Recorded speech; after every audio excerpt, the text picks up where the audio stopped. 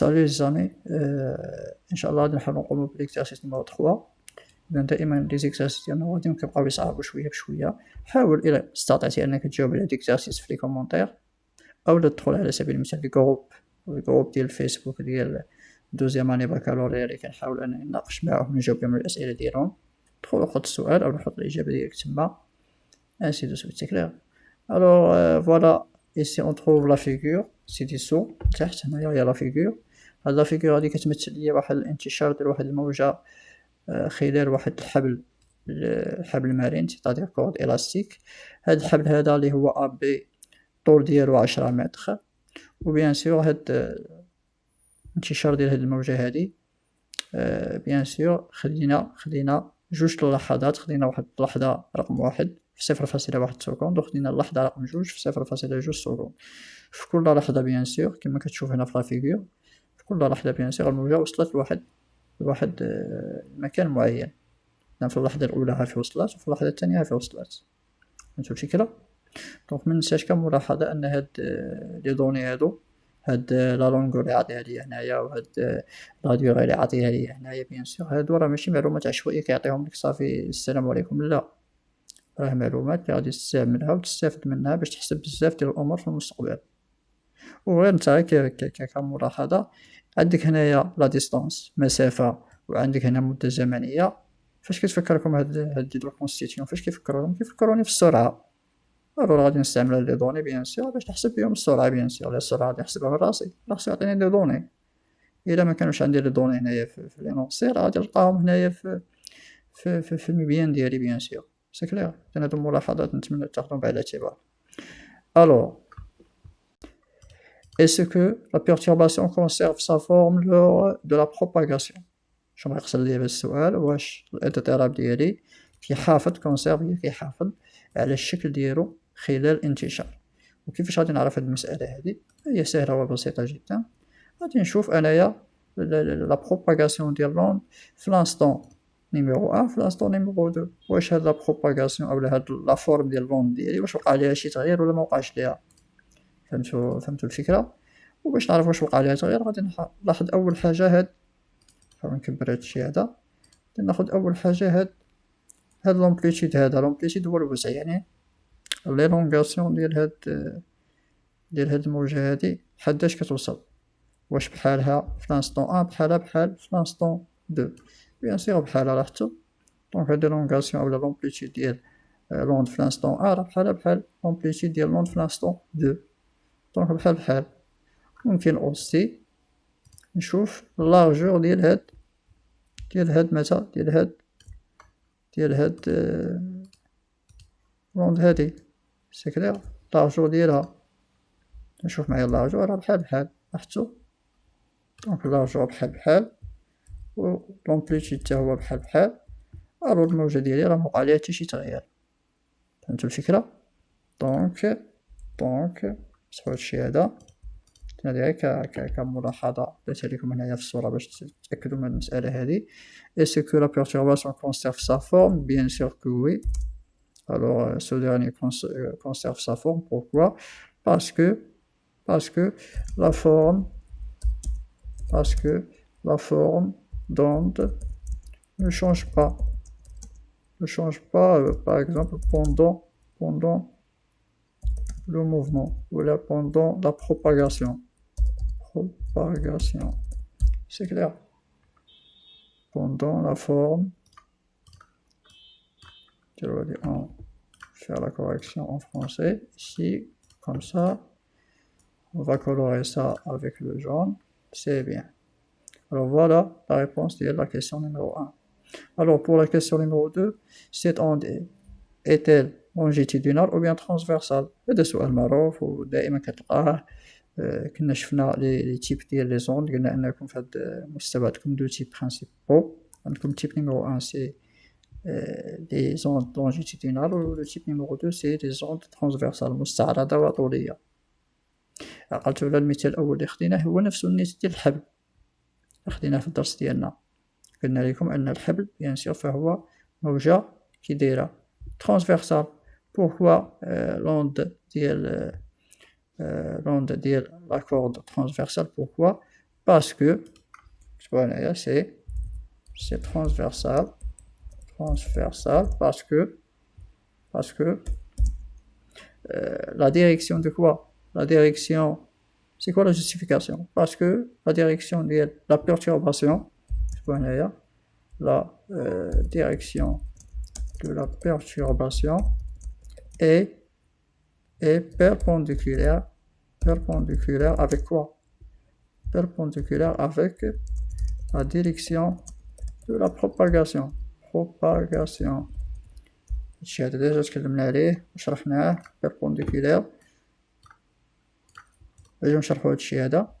هو أنه الموجة فهي مستعرضة لأن مدى اتجاه ديال الاضطراب اللي هو هذا غادي نمثلو لكم هنايا. شوف معايا الاتجاه ديال الاضطراب كي داير عمودي سيتادير بيربونديكولار على الاتجاه ديال لا بروباغاسيون. شتو الاتجاه ديال لا بروباغاسيون؟ هذا كنسميوه الانتشار لا بروباغاسيون، وهذا كنسميوه بيان سور الاضطراب. فهمتوا الفكره؟ اذا هاد الجوج هادو كيفاش دايرين هنايا؟ فهما بيان سور بيربونديكولار سيتادير متعامدين. وإلا كان الاضطراب متعامد على الانتشار فانا كنقول سي اون اوند ترانسفيرسال. الا كانوا بجوج باراليل فانا كنقول سو سون دي زوند longitudinales. في الحاله ديالي بيان سور سي transversal. C'est clair? Allons-y pour faire la question numéro 3. Calculer la vitesse ou bien la célérité de la propagation de long d'une corde. نحاول نجاوب على السؤال رقم 3 اللي هو la célérité ou bien quoi? La vitesse. إذا دائما نسمع المصطلح ديال لا فيتاس السادس ولا فيتاس ولا سيلاريتي، أول حاجة تقلب عليها ولا تحطها في بالك هي أنك توضع العلاقة اللي هي في إيكال دي سي أو دلتا تي. إذا ملي كنوضع العلاقة شنو كيبقى ليا فقط نقلب على العناصر ديال هاد العلاقة هادي. شنو هما هاد العناصر؟ هو لا ديستونس و لو طون. فهمتوا الفكرة؟ دائما تسمع لا فيتاس حط العلاقة وعاد فكر، عاد بدا تفكر. دائما كقاعدة في الفيزيك حاول تعقل عليها. يكون عندك شي مشكل كبير قسموا المشاكل الصغيرة وبدا تحل ديك المشاكل الصغيرة وحدة بوحدة حتى في النهاية كتلقى راسك حليتي المشكل الكبير. سكلا. إذا عندنا واحد المشكل سميتو لا فيتاس اللي هو المشكل الكبير يساوي واحد جوج ديال العناصر ولا واحد جوج مشاكل صغيرة اللي ربما ممكن تغلب عليهم هنايا. سكلا. أجيو نحسبو دابا دي. شنو هي دي هي لا ديستونس، المسافة اللي قطعتها الموجة. إذا بطبيعة الحال الموجة كانت عندي في اللحظة الأولى هافي كانت عندي، ها هي المقدمة ديالها، نسميها النقطة ام اللي هي مقدمة الموجة في اللحظة الأولى، ووصلت في اللحظة الثانية وصلت لهذا المكان نسميها اف. هاد لي بوان ام و اف سمي انت اللي بغيتي، سمي كا سمي دبليو سمي اللي بغيتي يا أستاذي. هادو غير أسماء عطيتهم أنايا باش نتا تستوعب هاد المسائل بشكل أفضل. سي كلير. إذا لا ديستونس اللي قطعتها الموجة شحال كتساوي في نظرك؟ كتساوي بيان سيغ هاد المسافة هادي. شتوها؟ هاد المسافة هادي من مقدمة الموجة في اللحظة الأولى حتى لمقدمة الموجة في اللحظة الثانية. نسميو هاد المسافة بيان سيغ دي، نسميوها ام اف. سوا درتي ام اف ولا اف ام راه بحال. الا شديتي المسطرة وبديتي كتحسب من ام لاف اولا بديتي كتحسب من اف لام راه غادي تلقى نفس النتيجة لأن المسافة دائما موجبة. فهمتي الفكرة؟ إذا دي إيكال ام اف. أجيو نحسبو هاد ام اف هادي شحال كتساوي بيان سيغ عندي ورقة مليمتري هنايا كتساوي بيان سيغ 4 ديال 1 2 3 4 كتساوي ليا 4 ديال لي ديفيزيون 4 ديال المربعات. السؤال المطروح هنايا كل مربع في نظرك شحال كيساوي؟ واش غادي تجيب هاد المعلومة من راسك؟ لا ما غاديش تجيبها من راسك. انت هاد المعلومة باش تلقى الجواب ديالها غادي ترجع لينونسي، غادي تلقى انه ديجا عطيك الطول ديال الحبل. هاد الطول ديال الحبل هو اللي غادي يمكنك باش تعرف هاد المعلومه ديال كل ديفيزيون شحال كتساوي ليا باش نلقى 4 ديفيزيون ديالي اللي كنقلب عليها في لا ديستونس شحال كتساوي. نتمنى تكونوا فهمتوا هاد المساله هادي. ديزولي نجيو نحاولوا نجاوبوا عليها على حسب المعطيات. عندي انايا 10 متر اللي هو اب بي، 10 متر اللي هو اب بي. فهم الفكره؟ هادي معطى عطيه ليا هويا في السؤال. في نظرك هاد 10 متر شحال فيها من ديفيزيون؟ فيها 1 2 3 4 5 6 7 8 9 10. إذا 10 متر توافق 10 ديال لي ديفيزيون، 10 المربعات. إذا أنا علاش كنقلب 4 ديفيزيون شحال كتساوي ليا من المتر؟ إلا كانت 10 ديال المتر كتوافق 10 ديال المربعات، 4 ديفيزيون شحال غادي توافق؟ غادي توافق 4 متر بيان سيغ. فهمتوا الفكرة؟ غادي توافق بيان سيغ 4 متر. إذا لقيت الجواب ديالي لا ديستونس اللي هي كتساوي ليا 4 ديال لي ديفيزيون بيان سيغ، كتكافئ ليا 4 ديال لي ديفيزيون بيان سيغ، فهي كتساوي ليا 4 متر، واللي كتساوي ليا المسافة ام اف. سي كلير؟ نتمنى تكونوا استوعبتوا هاد المسألة هادي، غير بسيطة جدا. نعطيك 10 متر وفي 10 ديال لي ديفيزيون، إذا 4 ديال لي ديفيزيون شحال غادي تساوي؟ غادي تساوي 4 متر. إذا هنا لقيت ام اف هنايا سيغ دلتا تي اللي هي ماذا؟ اللي هي 4 متر سيغ دلتا تي. هنا فكيت المشكل الأول. أجي نشوفو دابا المشكل الثاني اللي هو المشكل ديال اش؟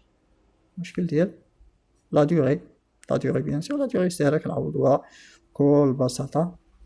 بكل بساطة، وكنلقاو الإجابة الصحيحة ديالنا. لا دوغي ماشي غادي نجيبها براسي، بل هو كيعطيها ليا في المعطيات، وكنحاول أنايا نلقاها. لا دوغي اللي هي دلتا تي. شنو قلنا على دلتا تي؟ دلتا تي هو عبارة على تغير. ملي كنبغي نعرف لا دوغي ديال واحد لوند اللي قطعت ليا واحد المسافة، فأنا كنشوف فوقاش انطلقات وفوقاش حبسات. إذا فهي انطلقات من هنايا ها لا دوغي تي أ، ووصلت هنايا في لا دوغي تي دو. هنا ملي غادي نوضع بيان سور لا دوغي ديالي، فهي عبارة على واحد التغير. شنو معنى الدلتا؟ هو واحد التغير، هذا كيكون ما بين واحد الحالة نهائية وحالة بدئية. في نظرك واش كنقول كنقص الحالة النهائية من البدئية ولا البدئية من النهائية؟ بيان سور غادي نقص الحالة النهائية من البدئية. وحتى إلا ما كنتيش عارف أنك هاد المعلومة هادي، فأنت لابد عليك أن هاد دلتا تي هذا راه كيكون كبر من زيرو. واش هاد المدة الزمنية هادي غادي تلقاها صغر من زيرو؟ امبوسيبل. واش عمرك سمعتي مدة زمنية سالبة؟ لا، ضروري غادي تلقاها موجبة. دونك نتايا إلا عرفتي المعلومة هادي، انت غادي تعرف شكون هو اللي غادي تعطيه الأول وشكون هو اللي غادي تحطو الثاني. إذا تي دو هي 0.2 ناقص 0.1. إذا حنا لقينا دلتا تي. إذا لا فيتاس ديال إيكال 4 متر سور تي دو موان تي أن إيكال 4 متر سور كوا 0,2 secondes موان 0,1 seconde. إذا في إيكال 4 متر سور 0,1 seconde. 4 متر على 0.1 شحال هي أستاذي؟ هي بيان سيغ 40 متر على السكوند. وهكا نحسب لاسيلاريتي ديالي ميزامي. سي كلير؟ فهاد لابارتي هادي غادي نحاولو نجاوبو على نفس السؤال اللي هو لا فيتاس، نحسبو لا فيتاس وبها لاسيلاريتي، ولكن بواحد الطريقة أخرى اللي ربما تكون أبسط وأسهل. ولكن أنايا دائما ننصحك أنك متعتمدش على هاد الطرق هادي، اعتمد على الطريقة الأساسية اللي هي كتحط العلاقة وكتبدا تحسب لا ديستونس بوحدها ولا دلتا تي بوحدها وكتلقى النتيجة. هادي هي الطريقة اللي كننصحك بها، ولكن الطريقة هادي راه ماشي صالحة في جميع الحالات. هاد الطريقة هادي تستعملها إذا كنتي نتا فاهم وكتعرف اش كدير. سي كلير؟ الوغ أجيو نشوفو كيفاش نحسبو بلا فيتاس بواحد الطريقة أخرى اللي ربما تكون أبسط. إذا عندنا على لانستون نيميرو 1 بوان ام لوند وصلت بوان ام. سي كلير؟ دونك في 0.1 سكوند لقينا أن الموجة شحال قطعات ديال المسافة؟ قطعات 1 2 3 4 قطعات 4 ديال لي ديفيزيون. وشنو قلنا إلا عقلتو سابقا على كل ديفيزيون شحال كيساوي؟ حنا عارفين أن 10 متر تكافئ 10 ديال لي ديفيزيون. إذا واحد ديفيزيون شحال غادي يكافئ ليا؟ غادي يكافئ ليا 1 متر. سي كلير؟ دونك 4 ديال لي ديفيزيون شحال غادي تساوي ليا؟ غادي تساوي ليا 4 متر. واضحة؟ إذا الموجة ديالي قطعت ليا في 0.1 سكوند، قطعت ليا 4 متر. دونك في 1 سكوند شحال غادي تقطع في نظرك؟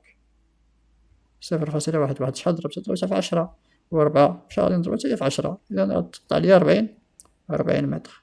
شو معنى أن الموجة ديالي في كل ثانية وحدة كتقطع 40 متر؟ كيعني هادشي هذا أن لا فيتاس ديالي كتساوي 40 متر على الثانية. هذا هو المعنى ديال لا فيتاس.